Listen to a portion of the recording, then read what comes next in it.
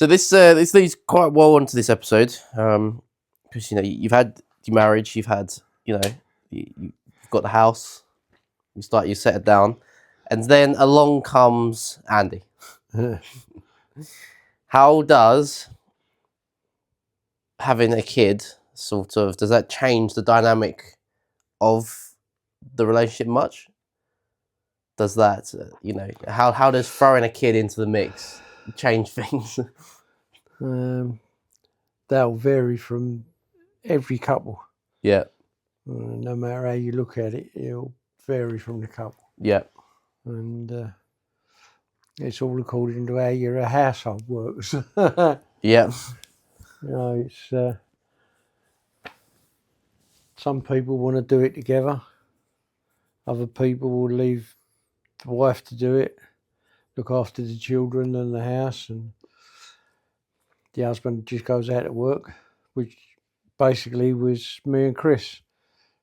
She looked after the house and looked after the money and all the bits and pieces, and I just went out and done work to bring it all back. So it's quite a traditional sort of household. That was, yeah. Yeah. Yeah, but nowadays... It's unheard of nowadays. It's actually frowned upon nowadays. Nowadays, they keep their own separate bank accounts and everything, It's which I can't see, because if you're living together, you've both got to keep everything going, which means you've got to share whatever you've got, no matter what it is. Yeah, I think you've got to have one sort of shared bank account. I mean, if you're both working, then it's a bit different. No, not really. Do you not think? No, because then you get the situation where one or the other will say, I'm earning more money than you, so I'll put that in my bank account and you ain't touching it. Yeah. But it doesn't matter. You've done it because you're a couple, you're a pair. And if you want to buy something, you don't have to say, oh, well, I'll pay for it out of my own money. Yeah, no, that makes sense. Right? If somebody is spending more money than what you think they should be, fair enough. You can stop and have hang on a minute. You're spending a lot more money than what I am. So why is that? But then the other one turn around and say, yeah, so? And then you've got at loggerheads with one another. Mm-hmm. So if it's all in one bank, unless somebody's spending more money on what you think they should be, then don't worry about it. Yeah. Money's money. It's if you've got thousands in the bank, well, good luck to you. But so do the kids bring in, so that Andy comes along, how did that affect you and Nan? Did that change the dynamic much? Yeah, you don't get as much time with the other person, which is something you have to try and I won't say live with, because that sounds bad, but you try and make time for the pair of you, because you know that the wife is looking after the children all the time, Yeah. And kids don't do as they're supposed to do. It doesn't matter but what you say, the kids will never behave themselves. And somebody's got to be in charge, shall we say. And I'm one of the old type where the wife is the one who does the disciplining. You only get in there when everything's gone wrong and she can't handle it anymore. Yeah. But and then you take the kids out, you go football with them, you go rugby or tennis or squash or whatever they want to do, and you have to take it in turns if you ain't working, to give the other one some time to break off, Yeah. And it's nice to have the little ones around because you can play with them. Except for when Andy at Christmas, I'd cut my thumb right away across.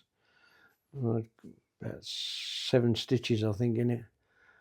And we got him a police motorbike for Christmas. And he wanted to build it. And I'm in bed with the thumb stuck out like this, and a big bandage round it. Can't use the thumb because I can't. And he wants me to air fix it, all this bloody bike together. Which we did manage in the end. I think we had as much glue over us as what we had on the bike. On the bike. You know. But you do things, you know, and you do things with them. Mm. You hope to. You know, sometimes you can't. Sometimes you just don't want to. But it's one of those things. It's all according to the pair of you, you know. It's a good thing to do because you get to learn different things about your partner that you didn't know before. Mm. You know, you see, you've gone from being a couple and seeing what they're like, and then you've got a third party in it, and you see how good they are or how bad they are, whichever way it works out. You can go to, yeah. And you can work it between you. You know, it's some of the things you don't want to do, fair enough, the other one to do it. But you have to work as a couple, where before the children come along, used to work as a single, but together. Mm-hmm. It is a weird one. But when you've got 3, you've got to help one another. Yeah. You know. Do you... People say, oh, I want to wait until I'm ready. I want to wait till I'm ready. I want to wait till I'm ready. That word ready, do you ever actually feel ready? when you actually get told that, oh, you're going to have a kid, do you actually feel ready? Or do you just go, with kids, here it goes? With kids, the only time you're ready is when they get married and you hand them over to somebody else. Other than that, you're never ready because everything happens and something will happen. Yeah. You know, they'll bring friends round. And I woke up one Sunday morning and there was a hell of a noise out the front. And one of Andy's mates was in the back of his car with a jigsaw cutting out a metal panel out the inside of the car. You know, and this is a Sunday morning, you know, and you think to yourself, shut up. But things like that happen, you know, and you sort of try and find a way round to being polite to tell them to either go to their own house and do it or pack it in, you know. But it's, you know, it's things you all do together.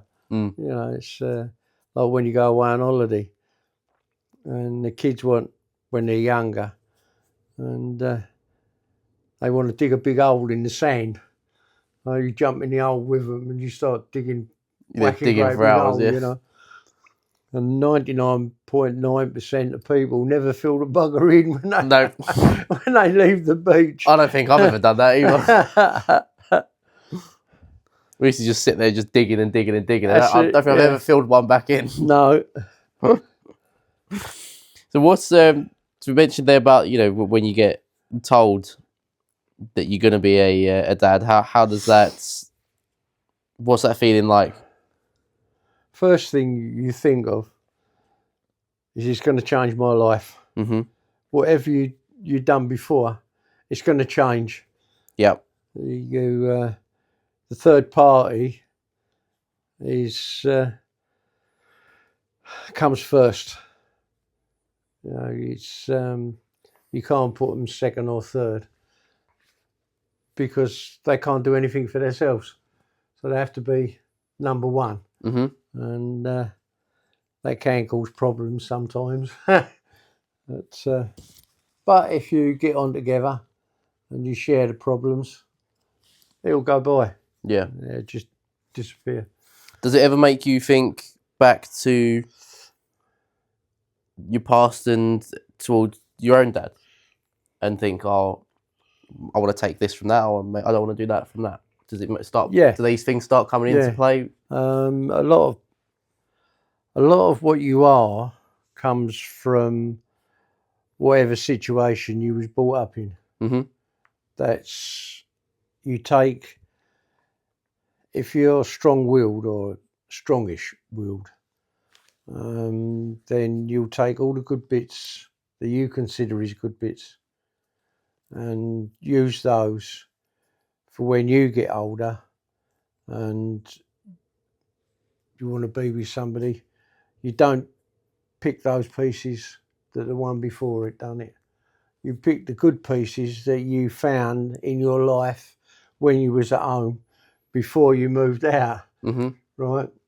So when you get there, you think to yourself, oh no, that was, that upset mum or that upset dad, or, both of them got upset and they took it out on me, so I won't do that. But some people can't though. They just can't do that. It's which is tragedy, but it happens. You can't be off of it. That's where some of these kids go wrong. Mm-hmm. It's you've got to live your life to the fullest you can without making the same mistakes that other people made. You hope. Yeah, well, You can't that's the word, guarantee hope. it's going to be like that. It's because you hope it's going to be like that. And you see what other people are like and how they get on. And you try and take the good pieces from everything and everyone and hope that you can mould them into whatever your family's going to be. Mm-hmm. It becomes harder when you get a child that's has got a lifelong illness. Yeah. No matter what it is, Yeah. doesn't matter what it is, that causes a friction in the house. But most people look at their other half and say, oh, I'll give her a hand or I'll give him a hand while you're doing this, and you split it between you. If you just say, oh, that's your problem, then your best bet is to go. Well, you're saying there about, a child with disability. There was a thing on social media the other day, and it was a YouTuber they were having a kid and they had a scan. They found out that it was going to be a high chance that the kid was going to have Down syndrome. Yeah. And they decided to opt for an abortion instead. Now, everyone obviously in the world has, the whole views on abortion, whether it's right or wrong, etc., all that stuff. We won't really get into that. But the point is, people, I think it was, in my view anyway, it's up to them to decide. It's not, James 567 on Twitter to decide whether that's right or wrong for them. Yeah. That's whether it's right or wrong for them. That couple there. Yeah. That's their decision. That's that shouldn't be anyone else's. Yeah, the only thing with that is you have to look a long way ahead. It's no good just saying, oh well, it's going to be Down syndrome or it's going to be autistic or something like that. You can't just say, oh well, that's it. You've got to look in the future. Yep. Some of these Down syndrome children are so loving. It's unbelievable. Yeah. They're better than a fully equipped person, shall we say, and it's like the ones that you see the families looking after them, and all the family looks after them. If you've got other children, you find they all join in to help out. They don't have to, but they do. And if they see mum or dad's in a bad mood, it's surprising that they will, the children will actually realise that, although you don't think they do, they will do. It's only when you get the ones that become violent, that is, I don't know how, myself, I don't think I could cope with it. if it was violent. Yeah, 100%. Yeah, if it was the sake of, like some autistic children, Down syndrome children, they're really nice. They are really nice, and some of them, you've seen them on the telly, they're doing acting lessons, and they've got to memorise it. You can't put them in front of a camera and say, get on with it. They learn things, Mm-hmm. and a lot of these children can learn things. Like there was a young fella over the back. He couldn't talk, and now he's grown from a little and down here to a big and up there. But he's got an iPad, and he can print on the iPad everything he wants to say to you. So he just writes it out, and you can read it, but he can't talk to you. Mm. But he can't communicate. He's got certain noises that he makes. Well, sometimes that can be very annoying, but their parents, normally they talk to one another and say, well, what can we do to sort it out? It's only the occasional people that can't. Most people do, but that goes back again to the family. You're all together, you all learn things. Everybody's different, no matter who they are. It's but with all the robots coming in, won't be any of that, because you can't put a sense of responsibility into a robot. No, not at all. You can ask it to do things, and it can tell you it can do things. It doesn't know really right or wrong. No, it can't make its own mind up. And it's like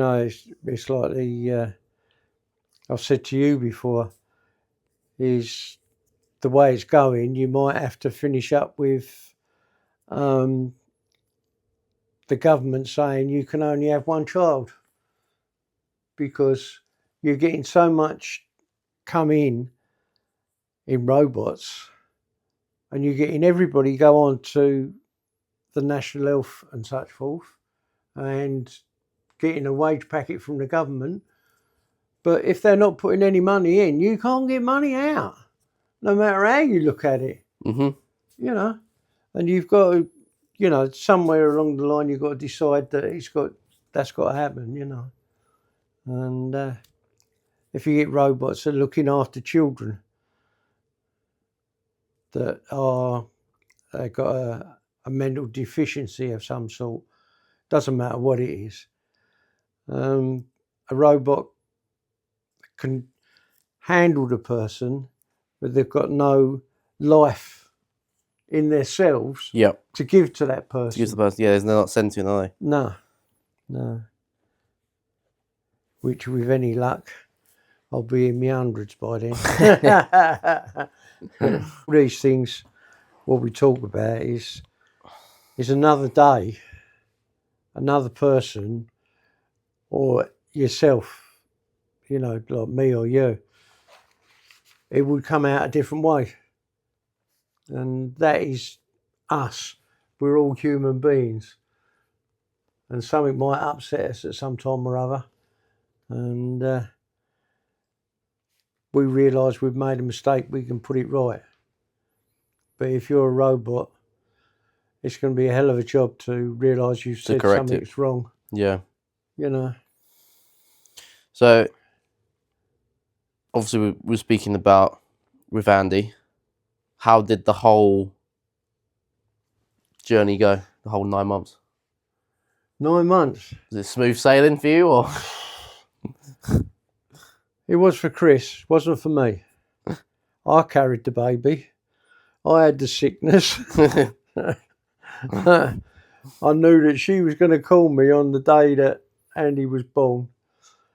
From about 10 o'clock in the morning, 9, 10 o'clock, I was at work. It was one of my work days, and I knew that she was going to have the baby then. I knew she was in labour. I could feel the pains, and I'm at Raynham and she's up here. You know, it's like 12 miles between us, you know, and that's the fastest I've ever come home from Raynham. What's that, you know, when you receive that call saying, oh, I'm going into labour, what goes through your mind? I hope it's going to be all right. Yeah. And the second time, and the second bit of that is the cup final was on, and I thought myself, I'll get there, I'll take you to the hospital, and don't have it until after the cup final's finished. But the ladies that were the pregnant ladies, they wouldn't let me in the day room to watch it. I could watch it through the window, but I couldn't hear the sound. So they kept me out. And she didn't have it until after the football had finished. That's right. So you got to watch the game and also watch the delivery. Couldn't hear it, but I could watch it. Yeah. And then when you first get to hold, you know, people say that there's no better, you know, experience or feeling in the world of actually holding your first child. Would you agree with that? Yes and no.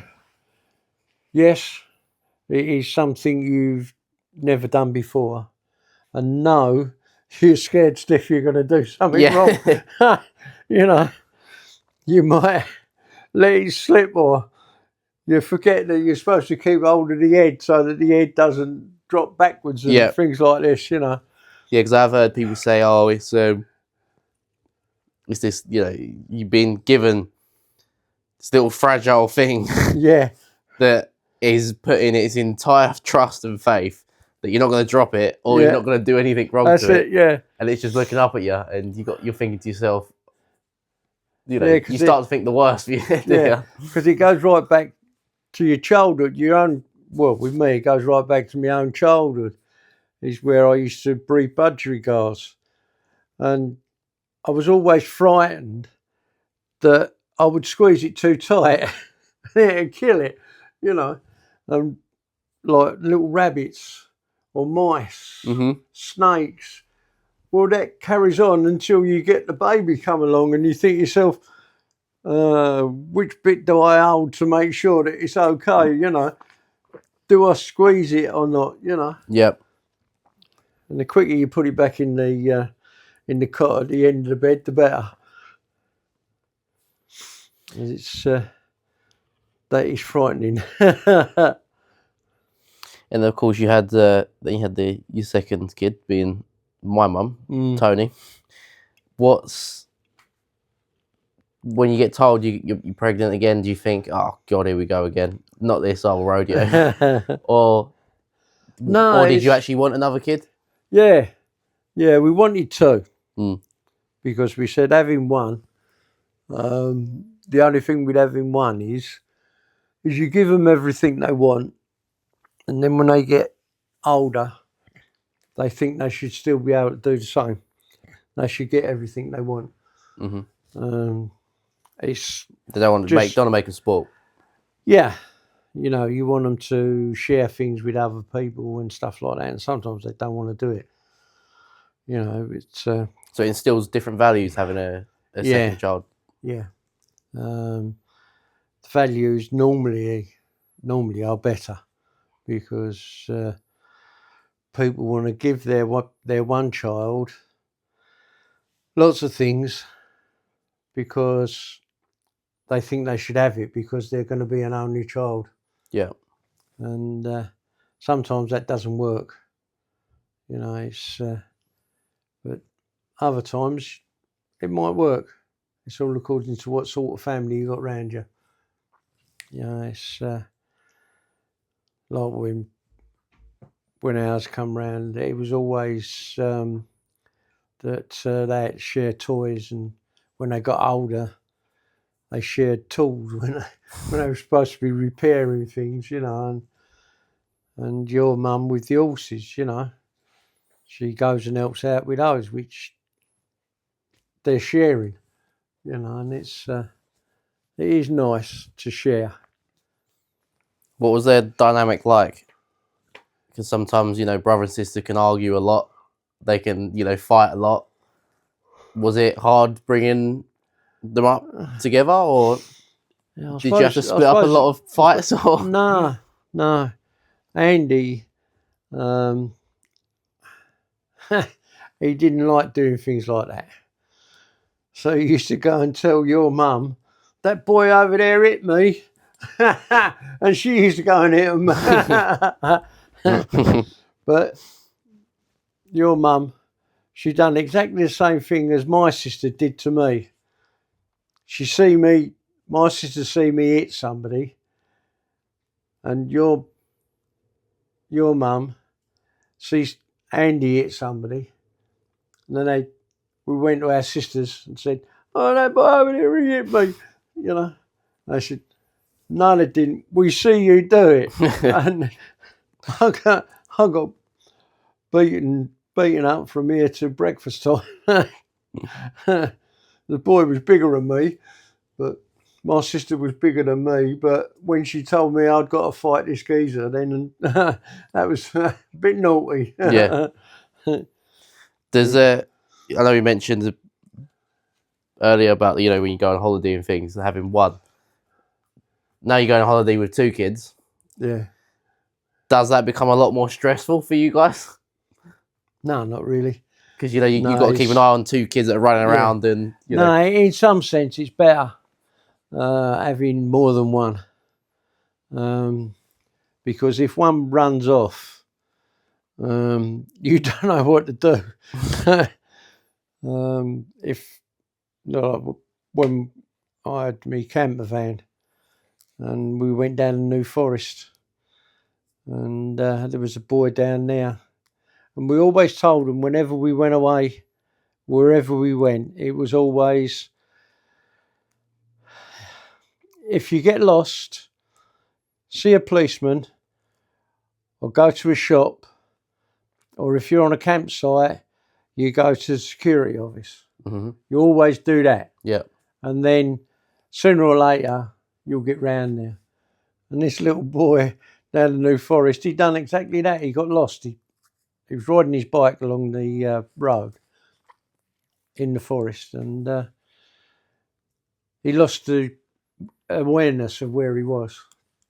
So he see a sign that said exit and security. Yeah. So he just rode his bike down there, and all the people on the campsite were going around calling out his name. You know, everybody's going, what are you calling his name? Oh, we've lost him, we can't find him. So everybody on the campsite's all going around the campsite, and then somebody thought, I wonder if he's down the security office. Went down there and he's sitting there drinking a cup of tea with the security guards, you know. And if you got one, that's horrible, because you think to yourself, if I lose that one, I've lost everything. If you got 2, That's all right. you know, sooner or later, they'll come back together. And if you lose one, you've already got the other one, so it's all right. Yeah, that's not quite the way you're supposed to look at it, though. And then lastly, we will go on to cover more about the kids and, you know, and the dynamics of things. But you know, dinner's just turned up. So, Yeah. So my last question will be: you mentioned earlier about finding the time for each other. As in you and Nan finding time for each other, or just parents in general. So, did you ever feel, in a sense, not neglected, but felt like you've been left behind a bit? So, and then you have to have that conversation with the other person. You always will do, because the other person might be doing something and you want the attention at that time. Mm-hmm. And you can't have it because they're already doing something. So you look past that and then you pick a better time. So you don't just jump in and, you know, we'll say, because we've been talking about babies, they're changing the nappy and you want attention, but they're changing the nappy. You can't just stop doing that to talk to the other person, whoever it is, whether it's him or her. You have to take your turn. Mm-hmm. You know, and it's and when the kids get bigger and they get older, and like you're driving now, but before Andy started driving, he used to go out and have a drink with Mickey and his mates, and Chris and I might still sit in here and, oh, that's Andy, he's just rung up, he wants me to go and pick him up from so-and-so. So Nan would get up and go out, and you think to yourself, we was having a nice little chinwag then, you know. Yeah. And you think to yourself, why the bloody hell should you go and pick him up? You know, and Get you a go, cab. oh, well, I'll carry on afterwards, you know. Yeah. You've got to put it in place. You know, it's must admit that children do come first if they're, you know, even when they're older, they still come first. Right, we'll leave it there so we can have our dinner. So you can have your fish and chips. Yeah. And I've got a pack. But we will we'll pick that one up again for another episode in the future.